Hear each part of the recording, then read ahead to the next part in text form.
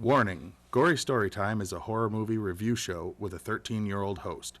So, if you are not amused by the idea of a child describing R-rated graphic scenes of violence and death, or do not want movies from the 70s, 80s, and 90s spoiled, this may not be the show for you.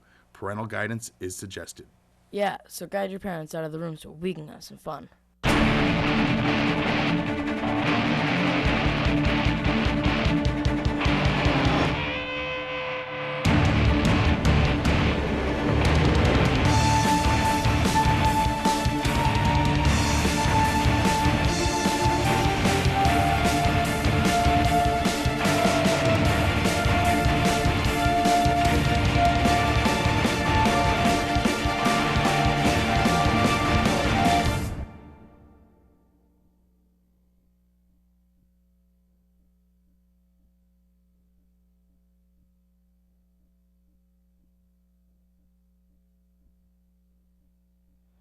Welcome to Gory Story Time.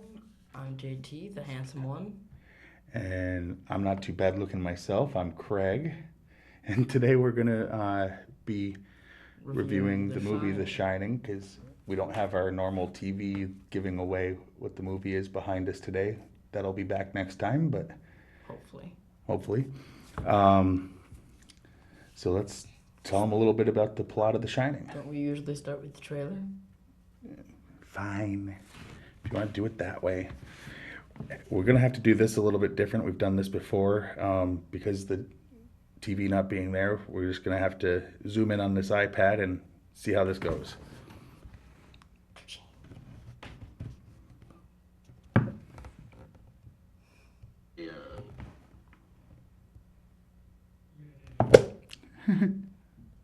Told you anything Double tapped it.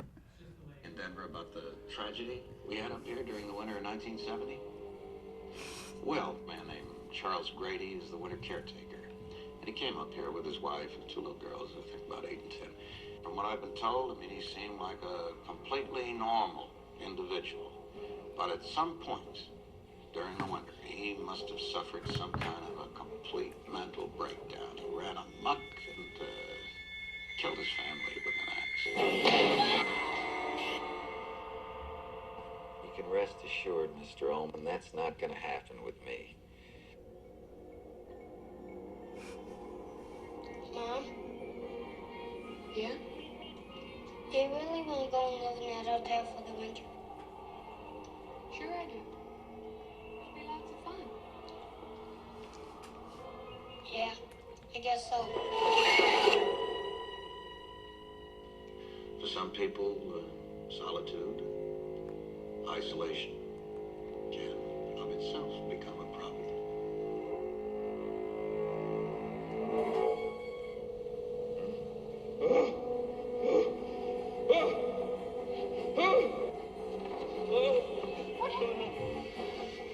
What do you do? They killed you and Danny. You did this to me. Didn't you? How could you? How could you? Here's Johnny.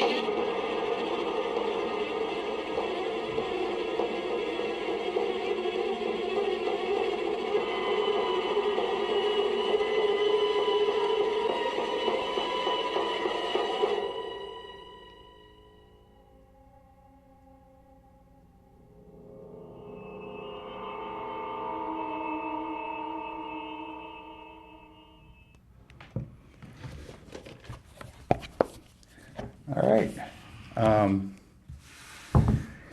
Well, Pretty good trailer, but yeah. let's start with telling people what the movie's about if they haven't seen this.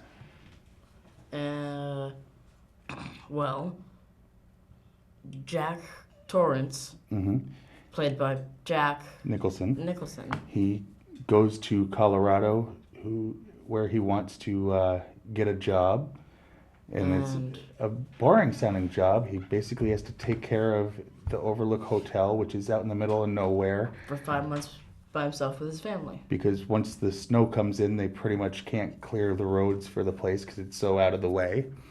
And He's bringing his wife and his young son from Vermont, if you remember. They had Yeah. moved from Vermont. And when he gets the job, he's told that it's haunted. Well, no, he's not told that it's haunted. He's told that there was a murder there a few years earlier from one of the last caretakers. And he also had an issue with drinking, so he gave up drinking, and that comes into play. I won't give it away, but that's definitely part of the movie.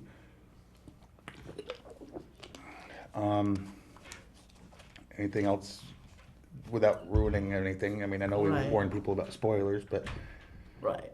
I No? don't think anything else. All right, then let's get into our commercials. You said you wanted to do the first one, so our fake commercials for today. Fake? What are you talking I mean, real commercials for today. These are products that exist. Gory Story Time is brought to you by Red Rum. Red Rum goes You need to great speak up. Gory Story Time is brought to you by Red Rum. Red Rum goes great with any meal and perfect for family gatherings or even office parties. Try Red Rum after work or on vacation. Anytime is the perfect time for Red Rum. Ask for it by name. All right. And also, we're brought to you by Kubrick's Cubes. Kubrick's Cubes are the new toy from Stanco. Even when you get this little puzzle cube correct, you will still be left with 237 questions about what it means. Kubrick's Cube, the choice of conspiracy theorists everywhere. Anyway, Agreed. I kind of want a Kubrick's Cube now. Yeah, because it has 237 sides apparently. Well, that joke will come up later. Joe, got that? That was real. No, the 237 anyway. Okay. So I guess I can start if you want, or you can start. You. You sure? Yep. Okay.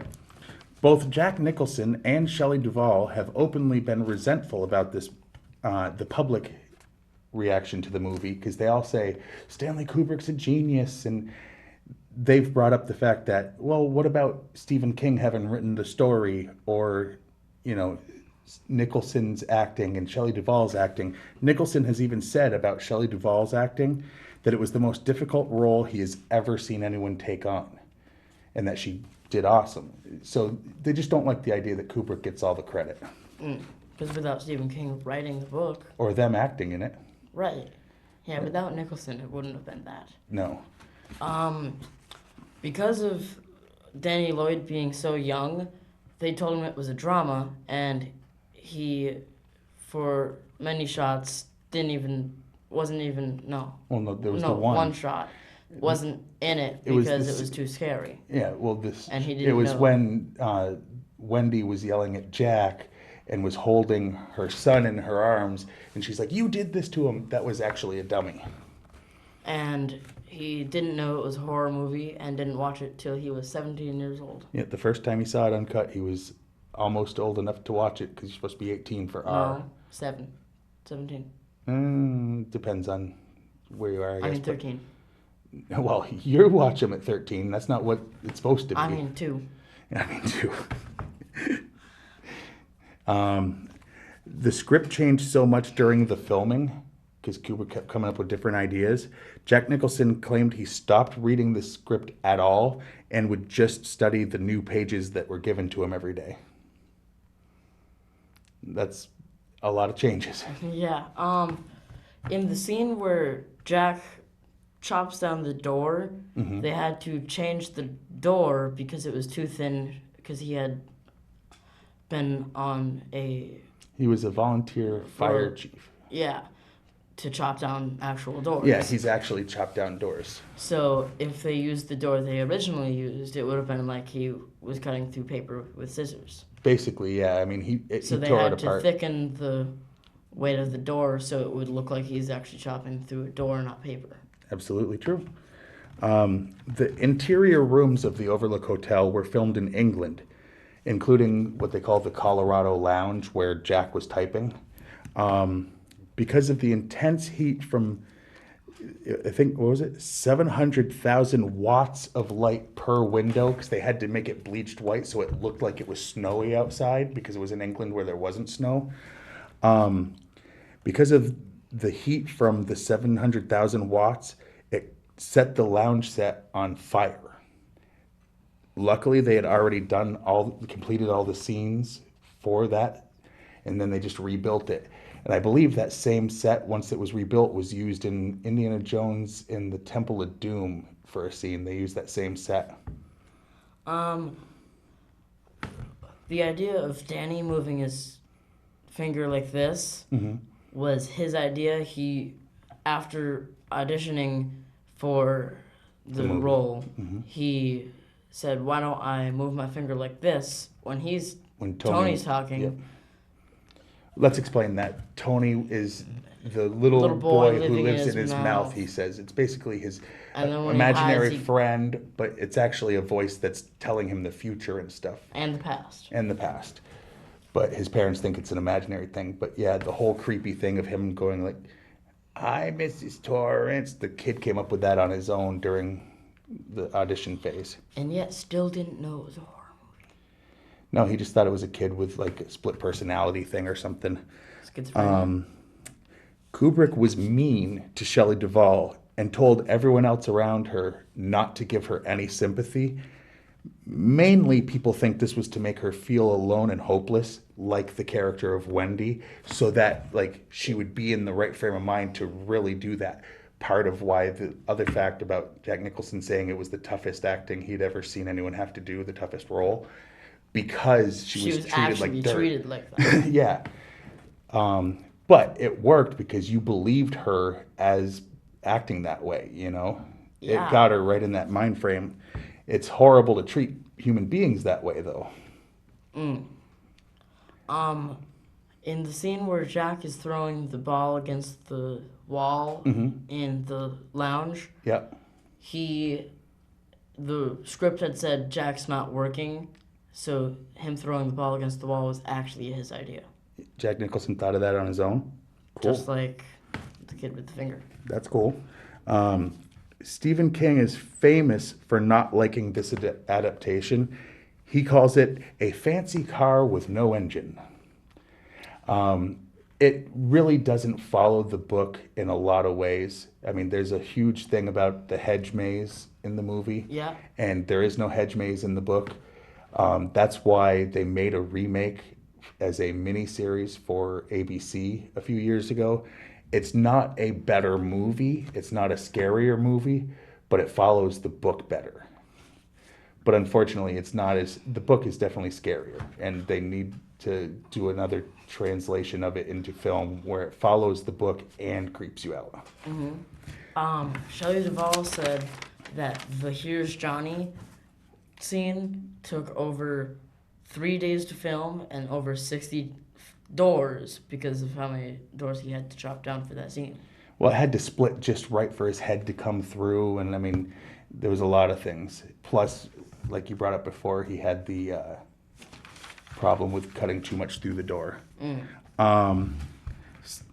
Kubrick also considered two other people to play Jack Torrance, Robert De Niro and Robin Williams, but he said that after watching Taxi Driver, he didn't think De Niro was psychotic enough to play Jack Torrance. You know, that guy that... You've never seen Taxi Driver, but he was really psychotic.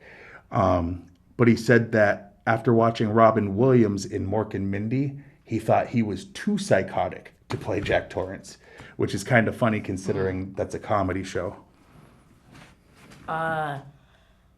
Grave mistakes. Yeah. Read. When Jack orders bourbon, the bartender takes out a bottle of Jack Daniels, Which is whiskey. Tennessee whiskey, not bourbon. which is put through coal and Charcoal. charcoal, It's filtered through it. and no bartender would be able to mess that up. No, a bartender would not give you Tennessee whiskey if you asked for bourbon. At all. Bourbon is a whiskey, but it's from a very specific area. It's kind of like champagne is champagne because it's from Champagne, France. Anywhere else that they make it, they have to call it like sparkling wine. They can't call it champagne because it's not from Champagne. Same thing with bourbon. Now, if it's bottled in Champagne but sold somewhere else, As long as it's made in Champagne. Okay. And same thing with bourbon. They could sell it anywhere, but it has to be made in bourbon. And it's made a certain way. Not the way Jack Daniels makes it. I prefer Jack Daniels, but whatever. When Jack is in the bar for the second time, because the first time he gets a drink, but in the second time, you see there's ice cubes in his glass, and then Lloyd says, "Oh, your money's no good here," orders from the house. It cuts back, and there's no ice in his glass, like it all melted or something. And it had Right. only been like 5 seconds? Yeah, it wouldn't have been long enough for it to melt. There is no possible way that the pile of luggage that Jack said was all theirs Oh, when they first got there? Yeah. Okay. could have fit in a Volkswagen Beetle. True. The pile Three was people and the pile was probably as high as this table and almost as long. And Volkswagen Beetles do not have that much trunk space. plus the 3 people that were in the car. So it wouldn't have been able to hold that. I also wanted to mention, where is it? Did I write it down? Oh no, there's Okay. no. Oh, The great mistake. oh yeah, there's a mistake that people think is a mistake, That's not but really it a wasn't a mistake. Interestingly enough, what it is there's a couple scenes where Danny is looking out of a window, and if you look at the shots of the hotel, it's not physically possible for there to be a window where he's looking out over certain things and what he's looking at. But when he called out on it, Kubrick said, no, this was not a mistake. I purposely put shots in places and made it look like they were looking out of places that weren't possible to disorient the viewer, to give it an extra creepy feel, like almost the inside of the hotel is as much of a maze as the hedge maze outside. Like inside, you could still get lost easily because things don't add up and things are in the wrong places and it doesn't make sense. Isn't there another one just like that? People thought it was a mistake that the 2 girls were supposed to be 8 and 10 and they looked like twins. But yes, That was that's only true. because they were wearing the same dress.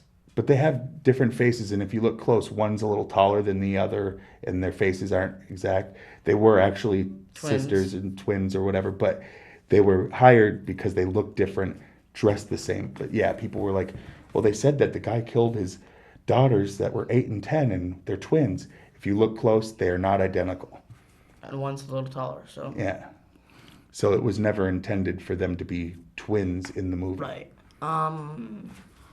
If you like the movie The Shining, Which I know I did. yes, you should watch, and I haven't seen it yet, a documentary about it called Room 237, about conspiracies and Well, it's basically, people know a lot about Kubrick and his movies, and he's very particular about the way he makes his movies.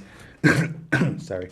Everything has to be, symmetrical and even, and things have to be exactly right. He's very, very picky. And basically, there's things that it's like, wait a minute, this seems like it's saying something else. There's a lot of Native American artwork in this movie, if you notice. yeah. And there's a lot of interesting theories on what he was trying to say.